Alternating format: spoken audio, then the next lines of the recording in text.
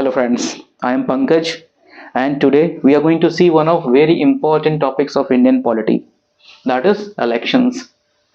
Now before we begin formally into the topic, let us see few basics regarding how to prepare and what sort of things are expected from this topic.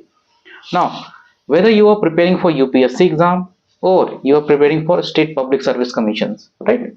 So at as of this time, all of the examinations, whether they are state ones or the central government exams, all of them contains the questions related to this.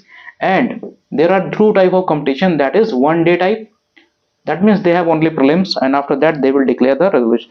And then there are two or three tier exams, for example UPSC or state public service commission examinations, which are actually 3 tiers, right? These are 3 tier examinations. So in these type of examinations we have mains examination as well as interview examinations. So that's why when you prepare a topic for UPSC or state public service exams, what you have to keep in mind is you cannot always you cannot always just remain yourself or restrict yourself to preparation with factual points, right? So you have to make your studies or preparations analytical as well as evaluative. Keep in mind that question in the mains exams, they will be of this kind.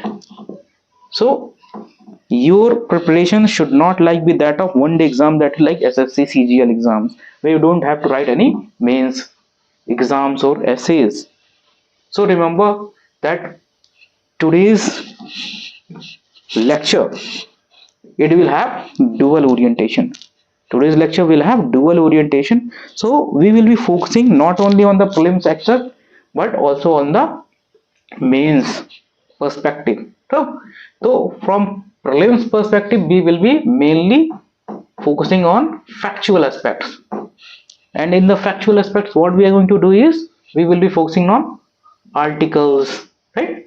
Like 324, 325, then articles related with delimitation of constituencies, then articles related with disqualification of MPs, MLAs, or the disputes, that is the electoral disputes which come up because of certain disqualifications or certain situations where the opinion of election commission is asked. For example, article 102, article 191, these are articles where the suggestions or the opinion of election commission is being asked and actually the president refers. So these are situations which will be dealing with it in the factual aspects. So, and in the mains perspective, what we are going to do? In the mains perspective, we will be actually focusing on the what? Core areas, that is the fundamental areas dealing with what is the spirit of elections. What is the spirit of elections? What objective or what is the role that elections fulfill, and how it actually enables our democracy. How does election enable our democracy? Because you must remember that India is a democratic government, India is a democratic country, and we elect representatives. So what is the purpose of election, right? You should always brainstorm your minds. You should always think that we are studying a certain chapter, and what is the purpose of this chapter? Why is UPSC trying to ask questions from this? Because every topic in your syllabus will have certain significance, not only from the perspective of your exam, but when you become the administrator, when you will get selected and you will be in the field, then you should have a comprehensive understanding of these topics, right? Wait for a minute. So okay friends, so this is the basic premise, basic introductory note, and then we are going to see the outline of what all topics we are going to study in this chapter. Okay, then we will proceed one by one, taking up all the topics. So sorry,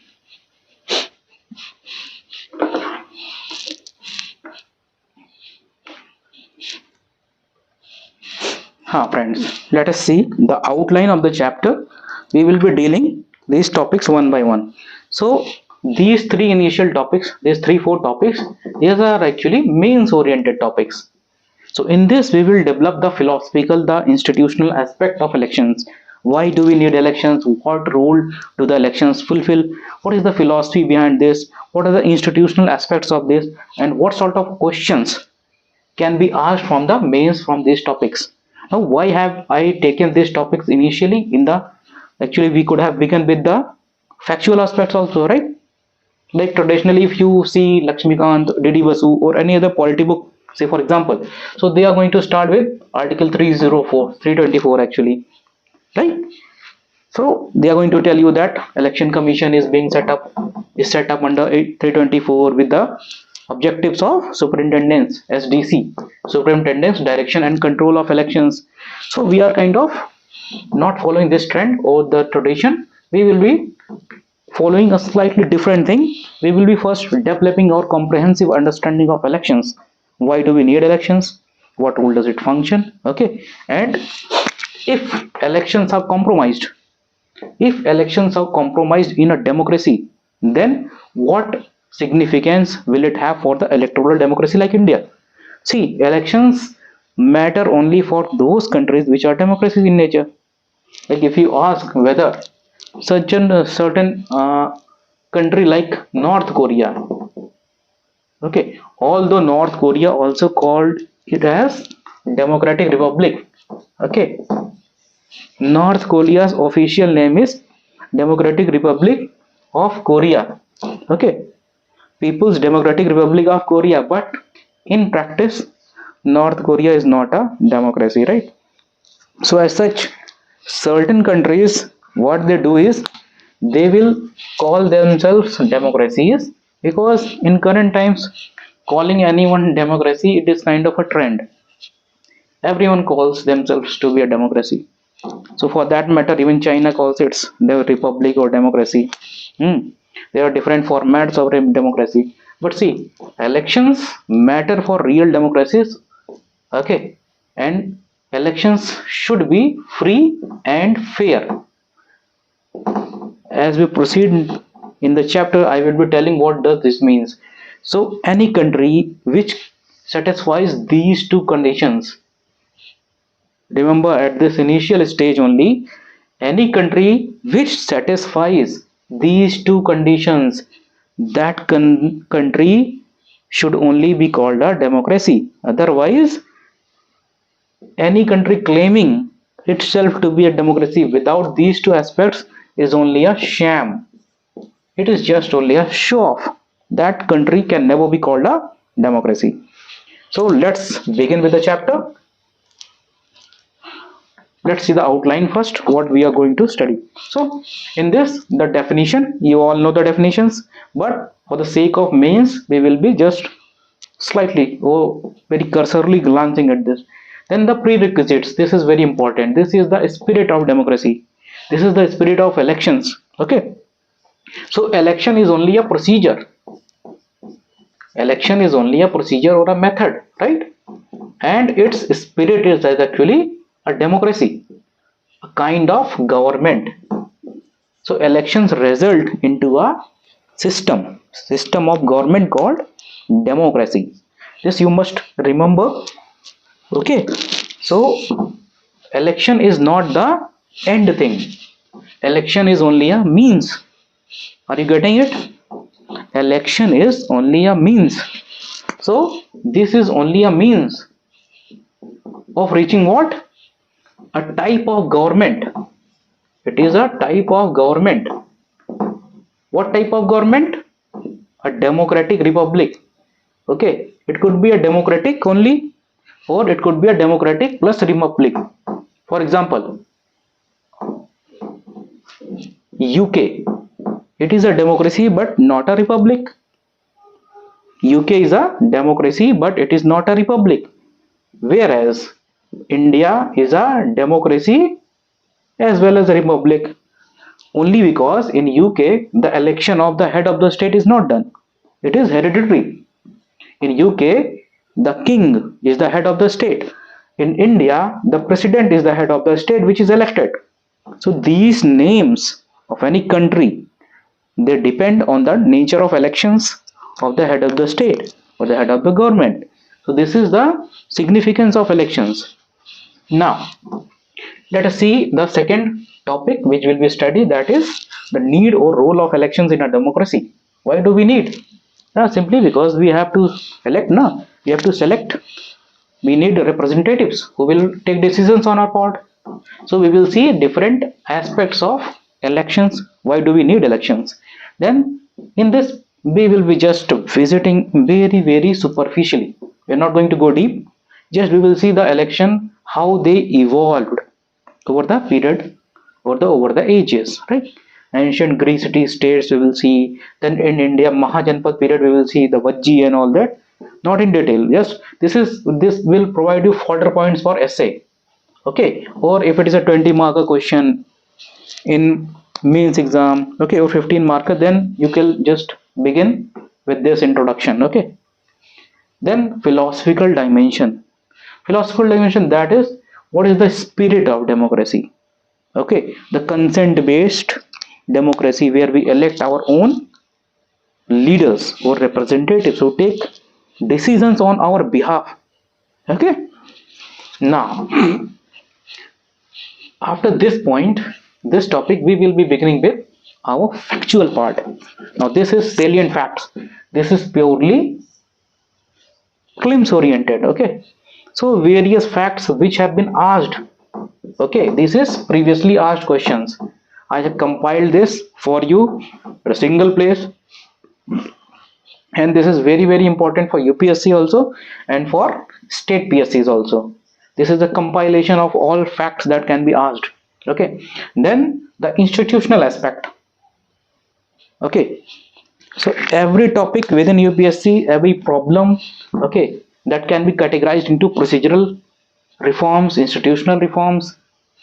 Okay, so for conducting elections we need a machinery. Is that clear? For conducting elections we need a machinery. So what can be those many machineries? There are two type of machineries in Indian elections, right? So when you think of institutions which conduct the elections, so at the center level, actually not center, that classification is not okay. So we have two different institutions. One is the Election Commission of India and other is the state election commissions. There are two type of institutions. So these conduct elections for four different institutions. Okay, for the parliament, for what other bodies, the state legislative assemblies, right? In parliament, there are two different. Oh, so we will see that later, not getting into detail. And then you have the president, then you have the vice president, and then you have state election commissions which function under which article? 243k, that is the panchayats. 243k, that is the panchayat. And then you have 243ZA, which is for municipalities. So we are going to go in detail when we take up these. Okay, now let us see the last topic, what we will be studying in the last topic, that is laws, acts, rules and regulations. Now every time, if you have seen previous years questions, you will see these things. What are the election commission? There are several rules which election commissions had made. Election Commission of India, it has framed certain rules, and even the parliament have created laws like RPA, Representation of People Act 1950 and 1951. Then even election commissions have framed rules like Model Code of Conduct rules. So we are going to look into all of this. Okay, orders, regulations, rules, laws, statutory laws. Okay, so we will be looking onto all of these. Then there are certain topics which are remaining, like this is what all articles are related with elections, and this will be very comprehensive topic. We will cover everything, even the remotest things somehow related with the articles with elections. We are going to look into this, and then we will make a compilation or list of all these articles. So part 15 schedules, then even the electoral dispute tribunals. If you know 323, article 323b. Okay, which part is this? Tribunal part. Tribunal part is part 14a. Part 14a is related with tribunals. Okay, so the tribunals which help in adjudication of electoral disputes. So we will be looking into all this under this subheading. Then issues related with elections. Now this is purely mains related topic. Okay, so you are going to get these questions in mains, like critically analyze the feasibility of one nation one election in India, or what are the amendments, what are the changes which we need to make in our constitution so as to make this a reality. So all these kind of questions we will be taking up in this topic. Then electoral bonds. Now Supreme Court has recently passed a judgment, so this topic becomes very important. So we are going to look into what the problems this electoral bond system was having, and how, as per the Supreme Court, it has benefited only one of the parties or one or two bigger parties, while it has compromised the election system of India. Because when there is disparity in terms of electoral funding, so those party or that party which has majority of electoral funding, that is going to win the elections. So in a way, certain type of practices, they remove the fairness from the elections. Okay, you know, in the initial, while the beginning during the beginning we talked about fair and free, right? So there are certain preconditions. How do you say that an electoral system is fair? So this is also one of the important ingredients, that is the funding. Which party has how much funding? So if some party has so much of huge funding, while the other parties they don't have even sufficient funds for election campaigning, then that is kind of going to compromise the fairness of Indian electoral system. Then last one which we are going to see, not the last actually, this is Chief Election Commissioner. This is a new act which has been passed by the Parliament, and the background of it also lies in the Supreme Court judgment. So we will be discussing the issue with it, and then last topic which we will take is the electoral reforms. Okay, so wait for a minute.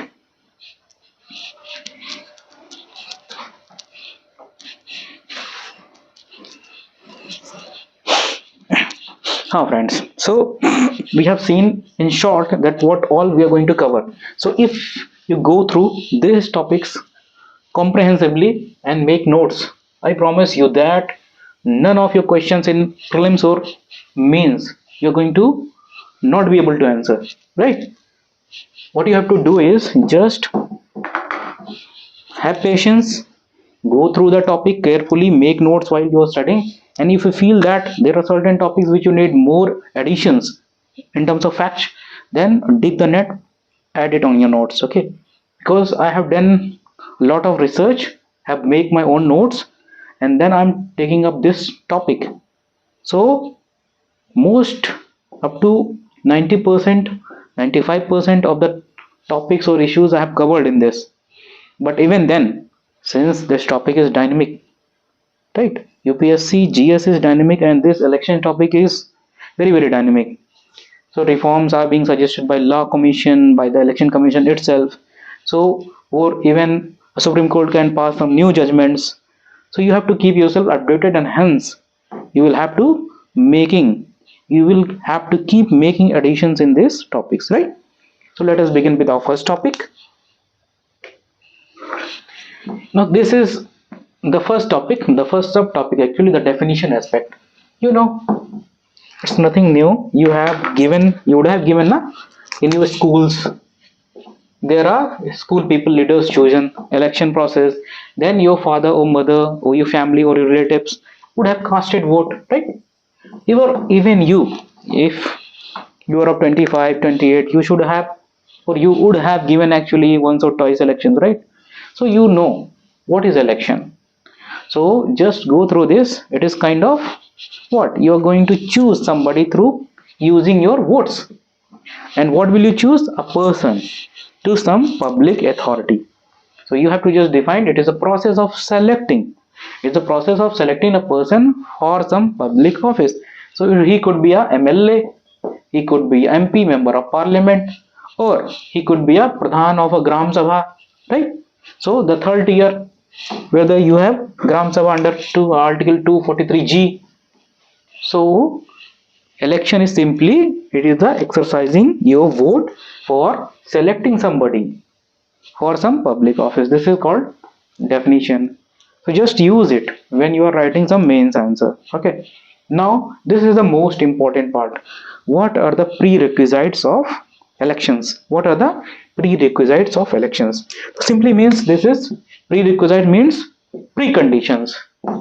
What does this mean? This means preconditions.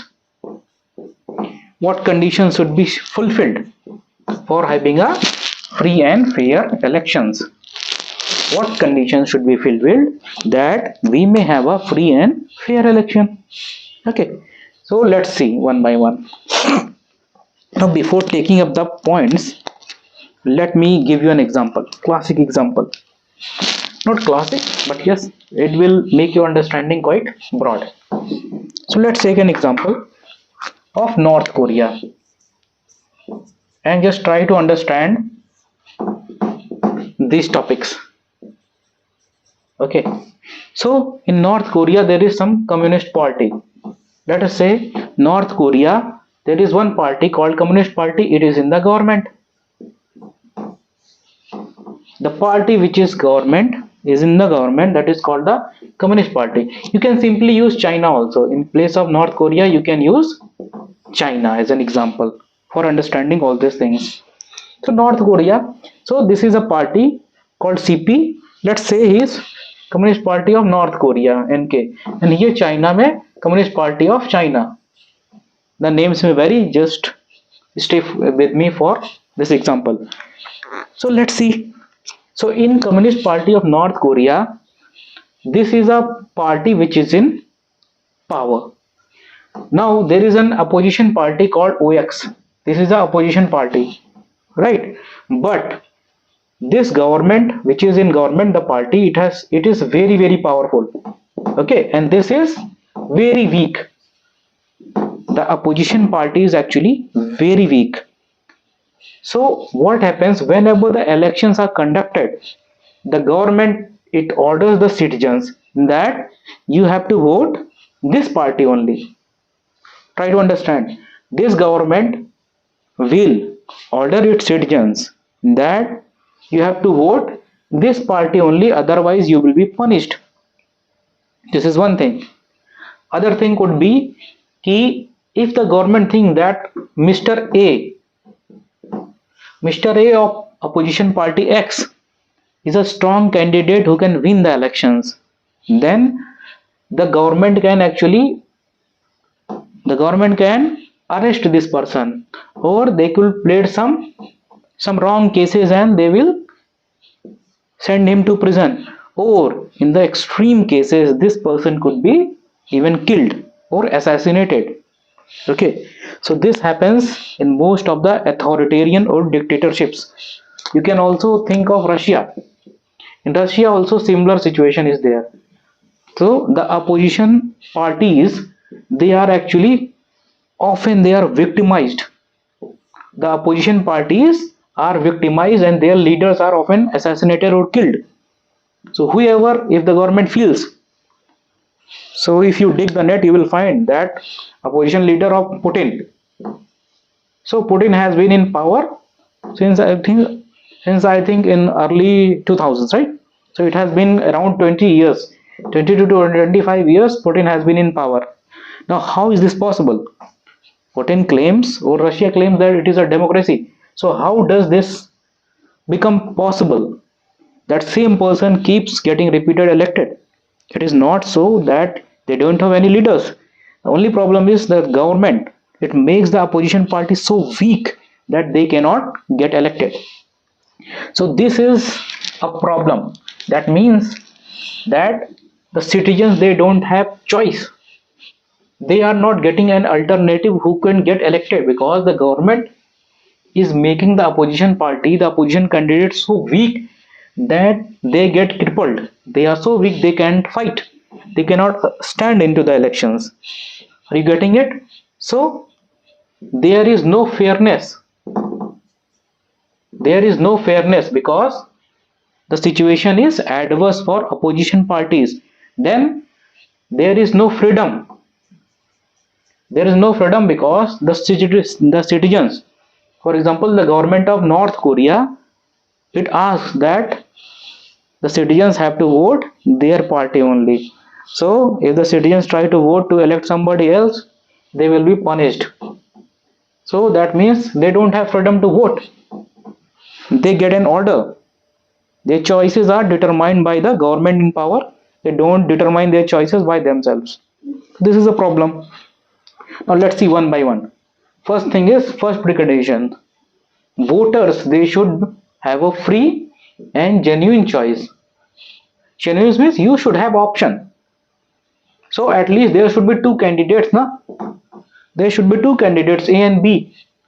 So if you don't like this, at least you should have a choice of voting someone else. And in India also you have nota. In India you have also nota. If you don't like any of the candidates, you can vote nota. But do you think in Russia, China or North Korea would the citizens be having this type of choices? No, they don't have. So that means for a election, real democracy, for a real election, you should have free and genuine choice. That simply means there should be at least two alternatives.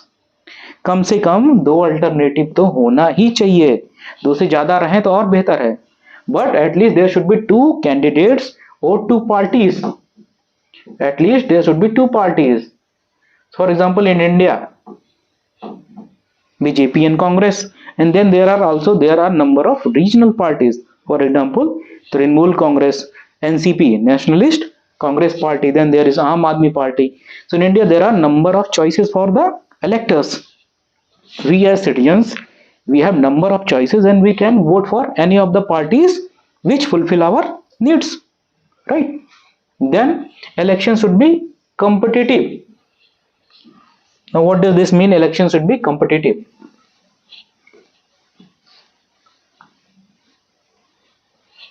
Competition means that both the parties should have fair chance of winning. Okay, it is not that the government dictates, government puts an order that the citizens have to vote me only. So if the government is in power, for example, in India, BJP is in power. In China, the Communist Party of China is in power. In Russia, Putin's party is in power. So if these government, they say, they somehow make the citizens vote for themselves, okay, and they deny the opportunity to the opposition parties of being voted to power, then that will not be a competitive vote, right? So competition means that whoever is contesting the elections, they have fair chance of winning. They have fair chance of winning. Simply means that elections should be fair. There should not be undue advantage. There should not be undue advantage to any party.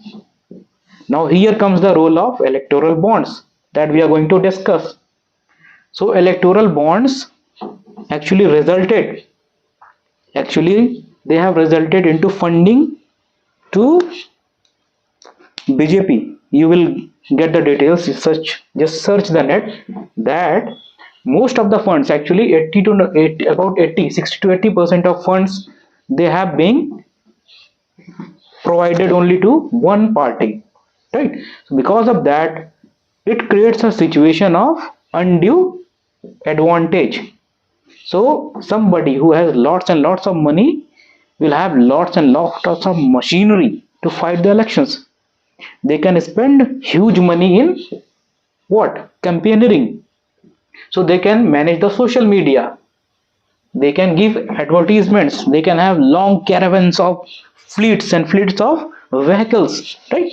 So If some party has lots of funding, then they also are in political power. So that means they can even control the election conducting machineries. For example, if Election Commission of India gets influenced by the party in power, either Congress or BJP. So if somehow Election Commission of India gets influenced, or Election Commission of India starts helping one party, then that situation will not be competitive. Okay, that means the election commission, the body or the institution that is conducting the election, that has to be totally neutral. So anybody who commits a crime or a fault must be punished. Okay, so in India, for example, using religion for asking votes is kind of our electoral fraud or electoral crime, right?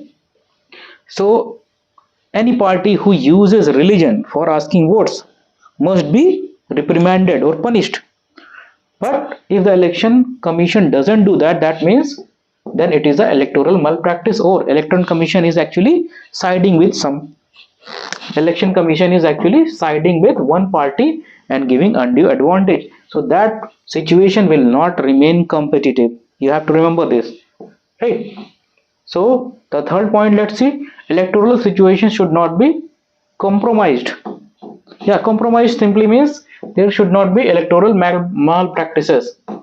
It could be rigging of votes, okay, or election commission favoring somebody, election commission of India favoring a party. So that situation, for example, if you remember the Chandigarh mayor elections, it happened recently, and the CEO, the chief electoral officers, who was to supervise counting the votes, he himself was involved in malpractice. He was actually favoring one party by discarding. He was putting marks on the ballot paper so that those papers could be discarded, invalid. Okay, so he was by himself. So this is the problem. Now, what had forced him to do all this is a matter of investigation. But the Chandigarh poll, the mayor polls, the case went to the Supreme Court, and Supreme Court ordered actually recounting. So these are the situations of compromising of elections. So these are the fair things. Now, if there is a question asked, if there is a question is asked on the functioning of election commission, like the question is, evaluate the functioning of election commission of India in view of the roles or the functions which have been assigned to it. Or the question could be, do you think that election commissions have lived to the aspirations or the wait a minute, the question could be, do you think whether election commission of India has fulfilled the role enshrined in the constitution of India? Now, what role does the election commission of India has to fulfill? What role does it have to fulfill? It has to fulfill the role of conducting free and fair elections. Okay. Second thing, it should also strengthen democracy in India. It should strengthen democracy in India, that is deepening democracy. So these are the situations, these are the parameters. Whenever you are asked a question in mains with respect to evaluation of some body, constitutional body, then you must know the parameters or frameworks against which you are going to evaluate that thing, right? If you don't know against what parameters, what functions, what objectives you are going to evaluate that body, then your answer will not fetch good marks. You have to remember this. You must be aware of the different prerequisites, different parameters, different objectives, or the grounds against which you have to evaluate a constitutional body or even a statutory body. The question could be about CAG. Similarly, you could be asked a question about CAG, evaluate CAG. Now you must know against what grounds, against what points you can evaluate CAG. Okay. So for that you need to know what are the functions of CAG. What functions does our constitution enshrine or provide to these bodies? Okay.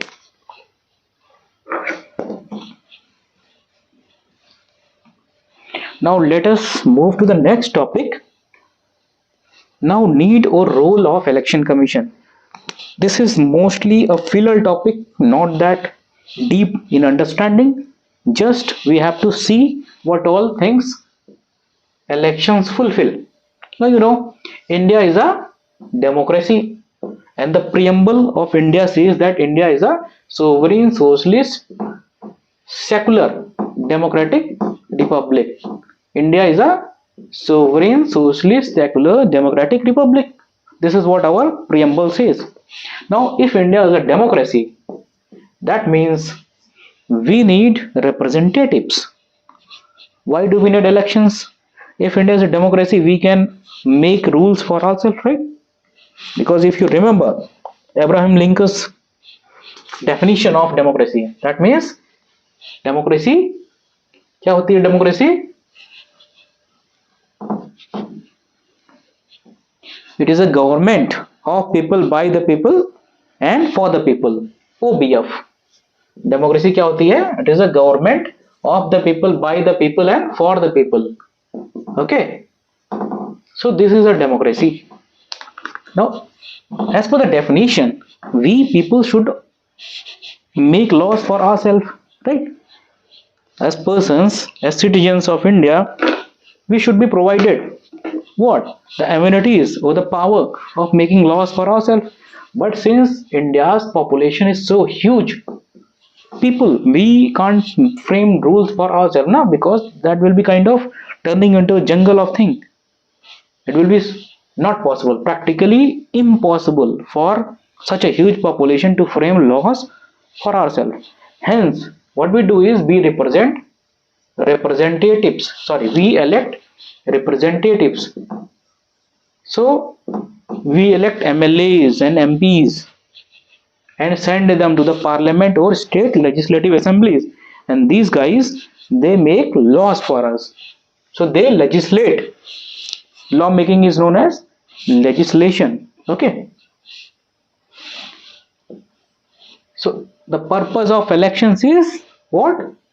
Choosing a representative through elections, and these representatives, they are sent to either they become MPs, that is they go to what? They go to, wait a minute, they go to parliament or state legislative assemblies, these representatives. Then other function. Let's see that if some party is in power and it keeps that power for so long that it has no fear.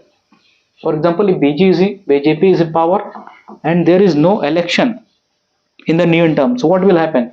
These people, they will not fear the public then. Remember that all the MPs or the leaders or representatives, they are our servants. What are they? They are our servants. You have to remember this. All the representatives, they are our servants.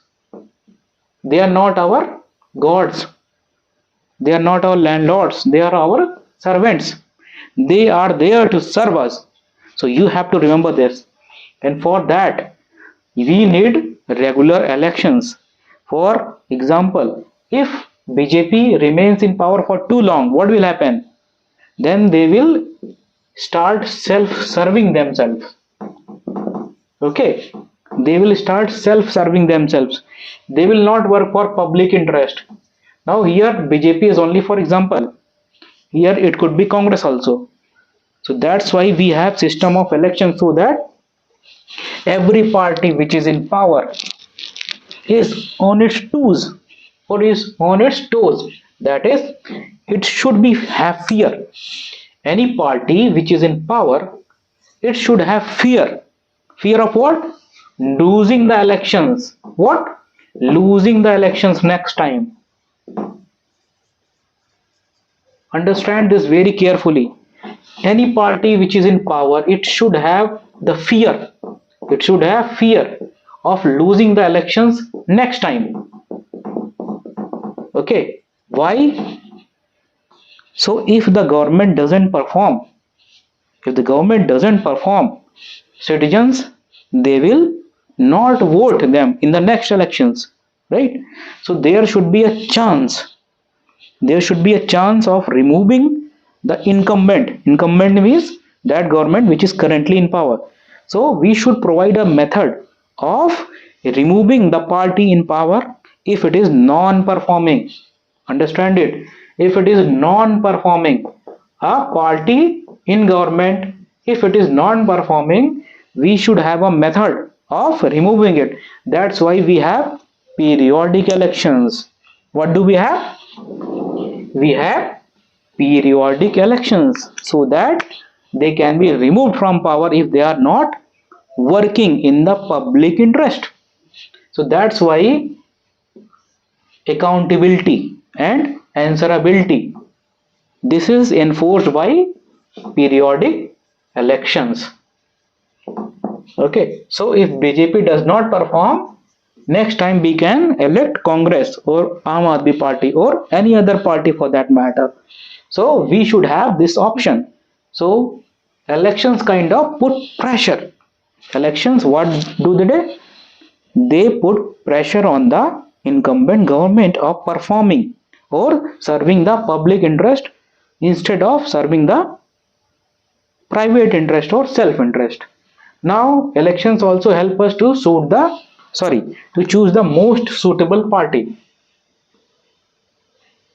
It helps us to choose the most suitable party. Which is the most suitable party?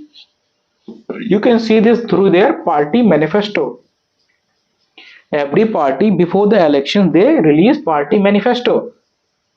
So you can read the party manifesto and whichever party fulfills your needs.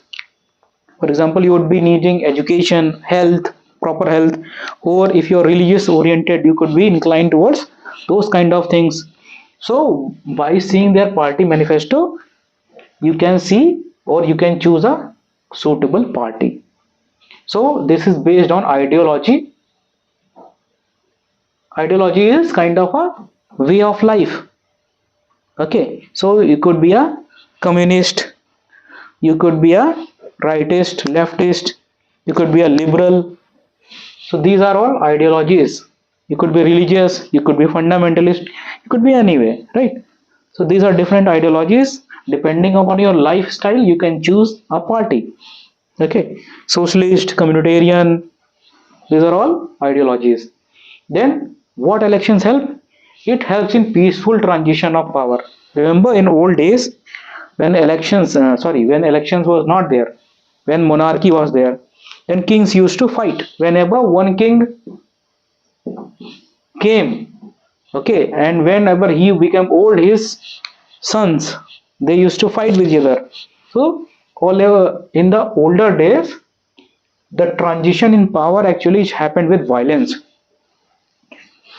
The transition in power, it used to happen with violence, but now because of democracy, because of election, there is peaceful transition of power. Okay, next, prevents tyranny. So this is kind of related with this topic. Okay, whenever, if there are no elections, for example, if government comes in power and it remains there, okay, there is no fear of change in the government, what will happen? It will become a tyranny.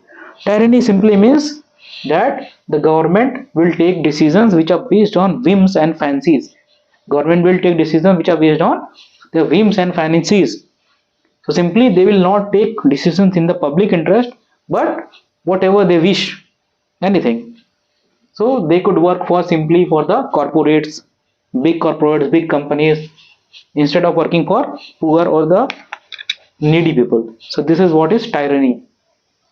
Okay, so government elected indefinite period, अगर कोई भी government indefinite period के लिए elect हो जाएगी, इसलिए जरूरी क्या है कि 5 से 10 साल में the government should be changed. So ideally government should not be let to function more than 10 years, otherwise there is kind of complacency and tyrannical tendencies getting developed into the government. So as citizens we should keep in mind none of the government should be allowed to remain in power for indefinite period of time. Otherwise, it is we citizens who are going to suffer. Okay. Now let's see. Last point, entrenchment of democracy. So elections actually. How does, if you remember, Election Commission of India, it celebrates, not celebrates, but yes, 25th of January as Voter Awareness Day. What? Voters Awareness Day. So what is this? What the Election Commission is tries to do?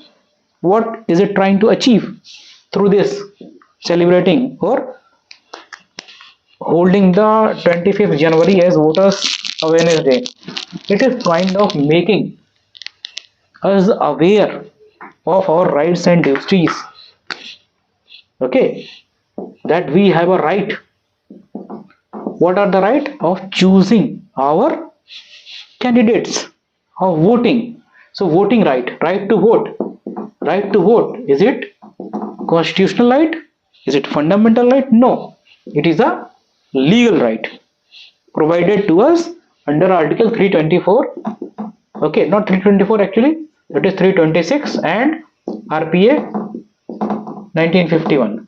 So it is a legal right. Right to vote is a legal right which is provided to us under Article 326, adult franchise, and 325, universal franchise. Okay, so when we vote, we actually participate. We participate in the democracy, and when we participate in the democracy, our understanding of a system, of how our electoral system functions, that improves. Okay, so whenever that thing is going to happen, we will be taking responsible decisions. So it helps in entrenchment, means deepening. Entrenchment means deepening. That means whenever we will participate in elections, our democracy will become more mature. And when it will become more mature, the decisions, the laws that will be made in public interest. Okay, it will be made in public interest, and this will lead to welfare. Welfare of whom? Welfare of the downtrodden people. Welfare of the people who are at the margins of the society. Such kind of people will be benefiting from them. Okay. Let's see last one. Improves vigilance. Actually, entrenchment of democracy, vigilance, answerability, all these are related points. This is just for creating. You can just learn from here how to create points. So vigilance is just that you become aware. So if the government is making some law which is against your interests, you should immediately understand that here the government is breaking a law. It is bringing a law which is for the corporates. For example, the farmer laws which the government brought, and against whom there were lots and lots of protest. So such laws can only be understood. You can only understand that certain laws are against your interest whenever you are participating in politics. And elections, actually, they are the groundwork. They are the best avenues for you to learn how democracy functions. So at the root of all politics, at the ground level, it is the elections which help you participate in the politics of the country. And if you don't participate in the politics of the country, the government will be controlled by those people who will work for corporate, not for you. So one of the finest quotes is said as eternal vigilance. Here, eternal vigilance is the cost of democracy. That means if you want to protect your democracy, you have to remain always a vigilant citizen. Okay, so if you have to protect your democracy from becoming a what? Dictatorship. So if you want your country to become a Pakistan or a China or a Russia, then you should not care about politics. But if you want yourself to become like somebody like USA, Britain, a mature democracy, then you have to remain vigilant. Okay, what is a mature democracy? Where the spirit of laws are followed, the core, okay, the soul of laws, but the spirit is followed. Not only the letters. In India, we are more respecting the laws in letter, not in spirit. So when that situation comes, like whenever there is some situation, there is some corruption, then the minister automatically resigns without putting pressure. Then that will be a mature democracy. But in India, big large accidents happen, train accidents, but the ministers, they don't take their blame. Okay, that's the problem with Indian democracy. But after certain time might be possible that this situation change. Now let us see this one, historical evaluation of electoral democracy. Very simple topic. Direct questions will not be asked, but this topic will help you in essay and answer writing of mains. So let's see. The first of all democratic system, it evolved in ancient Greek city-states. Now we are talking here about 500-600 BC. Okay, the age of Socrates, the age of Socrates, Plato. Okay, so here at this point of time there were small city-states. Wait a minute.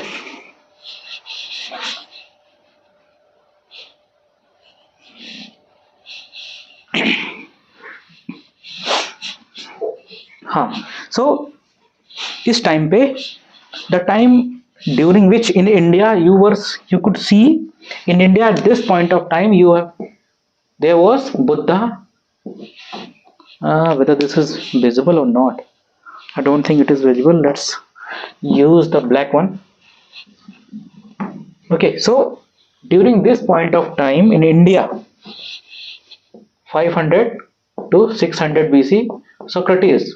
Okay, so at this times in Athens there was city states. Here people were actually, they were electing the kings, or whatever they were, monarchs or kings or heads, whatever they were, but they were following kind of democracy. And this is known in the famous case where the democratic government, it made Socrates drink poison. Okay, the democratic government of Athens, it made Socrates what? Drink poison. So that's why his disciple, Socrates' disciple was Plato. Socrates' disciple was Plato, and Plato's disciple was Aristotle. Okay, so his disciple Plato went against democracy. This you must remember, that Socrates, Plato, Aristotle, Greek city-states, they were democracy. But because of this incident, Plato said that in a democracy, there are demagogues. I will tell you what demagogues are. Plato said that in a democracy, there are demagogues who, through their attractive speeches, demagogues. Plato said that in a democracy, there are demagogues who, through their attractive speeches or inspirational speeches, or they create awe. What they create? They create awe in the people. So they will present to the citizen that they are kind of some god who are going to solve their every problem. They will take away the pains. So these are kind of people who are good at giving speeches. They might not be able to fulfill whatever their promises, but they will come to power.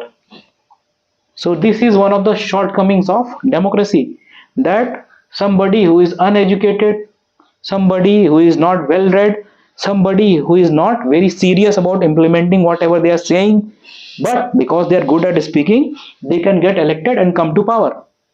So democracy, demos means people. Demos means people. So whenever people will have power, but a group or a jhund, a group will never be efficient.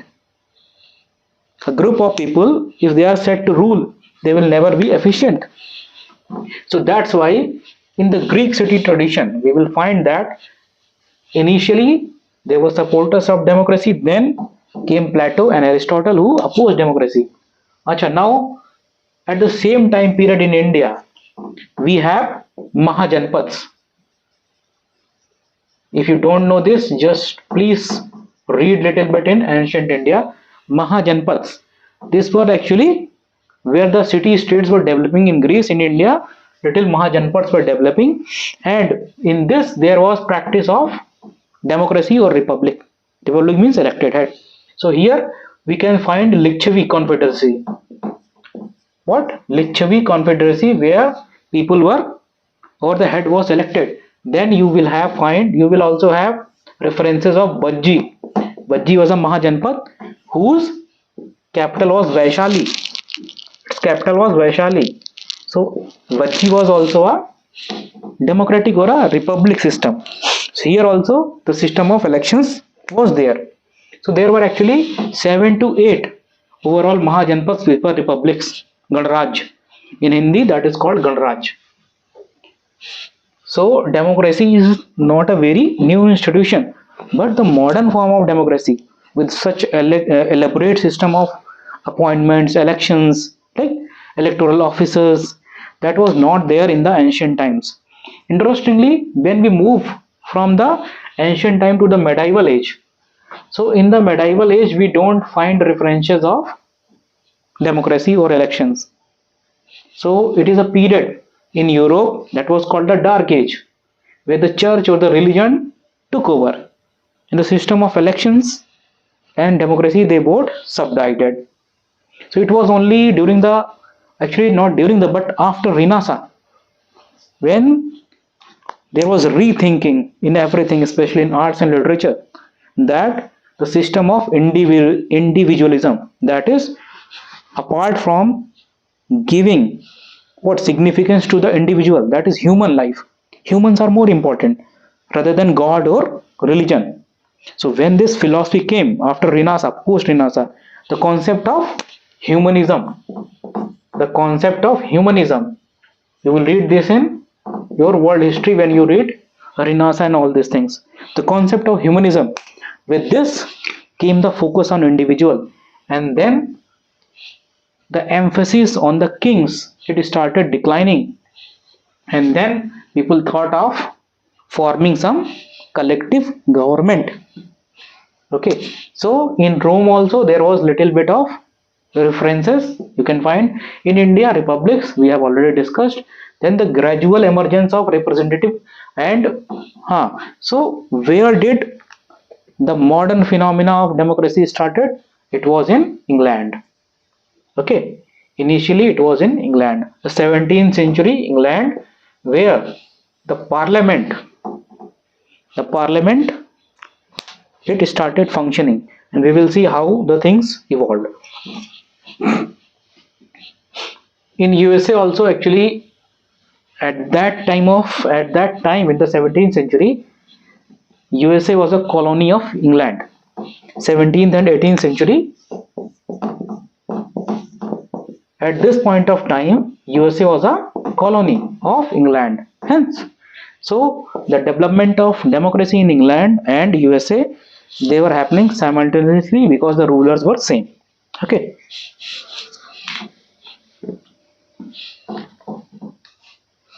Now let's see philosophical dimension. This is very important. Okay.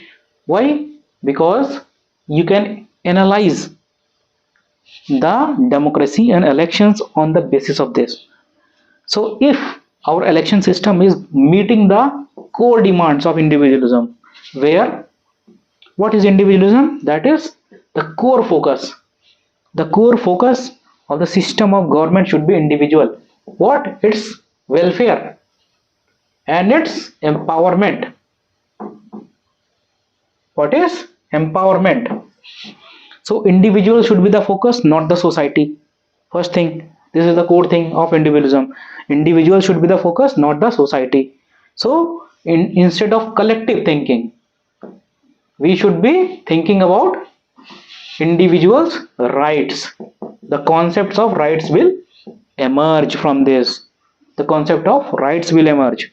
Okay, when the system of rights will emerge, then what will happen? Constitution. You will find that we need laws. We need a law, universal law, or some holistic document which can codify system of rights and limit the power of the governments. When rights come, the concept of right, then we have to limit the power of the government. Limit the power of government. Okay, and this is what is known as constitutionalism. So all this thing is linked. All this thing is linked. So when individualism become, rights will come. When rights will come, we will limit the power of the government. And for that, we need a comprehensive document that is called constitution. So this is a sequence of development. Now, if you're evaluating the Election Commission of India, so you should find out whether the system of elections in India is giving the individuals of India, the citizens of India, the power. Okay, whether the citizens of India are empowered. Okay, whether the elections are free and fair. All these things you have to put into the framework, use as a framework to evaluate the election commissions of India, right? So you have seen this, that is the focus on. Then social contract theory of John Locke. He was from England. John Locke was from England, and J.S. Mill also, he was also from England. Remember this. Both of these thinkers, they are from England, and he gave the theory of social contract. Now, social contract is, in simple words, that we citizens have selected the government. So we have made a contract between whom? The government and the citizens. So government and citizens, we have made a contract. So we have elected the government. So it is the function, it is the duty of the government to serve us. Is it clear? In simple points, contract is between the government and the citizens. So the function or the duty of the government is to serve the public interest. They are the servants. They have to work for us. So here also came the concept of consent. What is consent? That government has only limited power. Government can make laws only for those areas in which we have given consent. Okay तो हर मुद्दे पे सरकार टांग नहीं अड़ा सकती है. Simple सी बात क्या है, कंसेंट में कि जिस चीज के लिए हमने तुमको चुना है, the purpose for which I have elected you, you have to do only that thing. I have not elected a government for passing judgments on my religion or my personal choices. Okay, so consent means I have given you some power, I have transferred some of my rights, and only those areas in which I have transferred my right, only in those areas government can function. Government cannot intervene in my personal domain. This is what consent means. So consent, so John Locke said that LPP, that is life, liberty and property. Life, liberty and property. Remember this. John Locke said that life, liberty and property, this belongs to the citizen. This is my core right, my fundamental right, and government cannot interfere here. Government cannot interfere in life, liberty and property. Now India initially property was a fundamental right, if you remember, right? Then this was through the 44th constitutional amendment. 44th constitutional amendment, property has been removed from a fundamental right, and now it is under article 300A, and it is only a legal right. So initially Indian constitution adhered, it followed John Locke's law or theory, that now still there is life under article 21, liberty article 19, 20, 21, 22. Okay, so even now liberty and this life, these are part of our fundamental rights.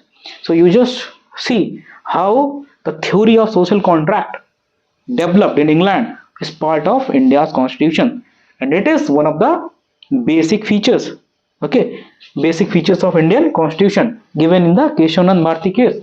So you just remember how important this topic is related with elections. So if you can relate these things in your answers will become very, very rich. Just mention the names. Okay, just mention the names. Then J.S. Mill. He was in the 18th 19th century, right? Chase Mill. So he gave the theory of representative government, and he was the first one who gave initially that what should be the preconditions of elections, what we discussed initially. Then how should the members chosen, how the government should be formed. So his theory of representative government forms the basic of modern election systems. Now after that he gave it actually in 18th century, I think 18th or 19th century, and after that lots of changes and modifications have been made to the electoral systems. But even though whenever you can mention, if you can remember this, mention J.S. Mill and his theory of representative government, it will enrich your answers. Okay, that will be little bit, actually it will give you an edge over the masses. There are lots and lots of students who will not know this, and if you can put it, it will benefit you immensely. Let us move to the next topic. Now, salient features of Indian elections. Now this is mostly a prelims oriented topic, right? This is mainly a prelims oriented topic, and just cram it. This is mostly a rote learning based.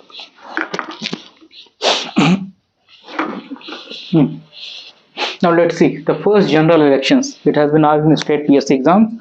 Not that important for UPSC, but actually it will enrich you writing answers in mains. So 1952, first general elections were held in 1952.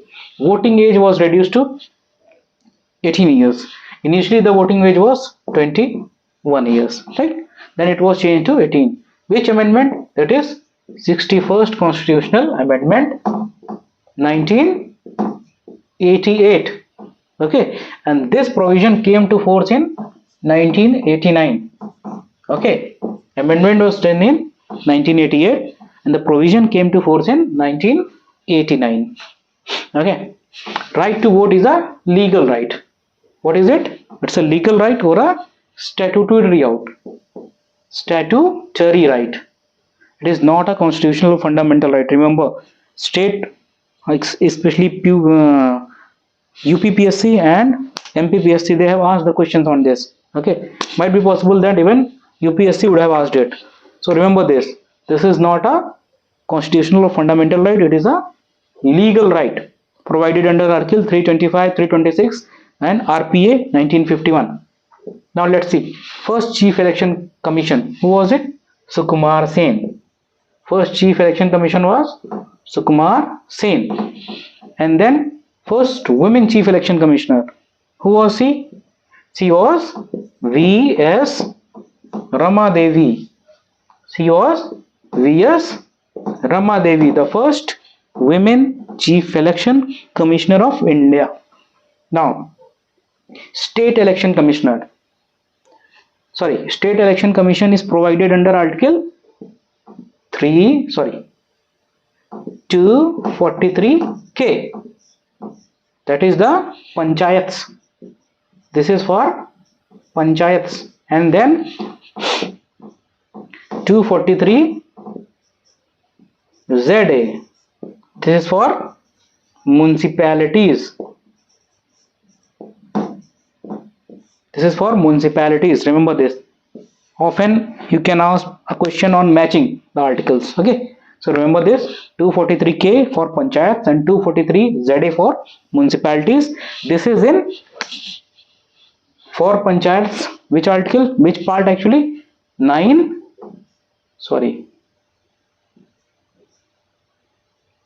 Part 9. Okay. 243K panchayats are provided in part 9, and then municipalities is for 9A. Okay, part 9A of the constitution. 9B is with respect to cooperatives. Now let's see. National Voters Day 25 जनवरी 25 जनवरी को मनाते हैं क्या? National voters day. Okay, अगला देखते हैं model code of conduct किसने बनाया है? Who made this conduct? Parliament or state legislatures? No. Election Commission of India. किसने फ्रेम किया इसको? Election Commission of India ने फ्रेम किया है Model Code of Conduct of India. Then Dinesh Goswami Committee. What does it deal with? Or what was the subject matter of this? This is government funding of elections. Remember it and cram it. Very, very important. Government funding of elections. Now this becomes important also because of the recent judgment on electoral bonds. So can this suggestion be worked upon, or is this feasible for Indian elections? Now for this video we are going to finish this. Uh, so this is for the first part of the video. In the next part of the video we are going to cover the remaining topics, the institutions, the reforms, and the main issues related with one nation one vote and other pending topics. For this is the Ismash.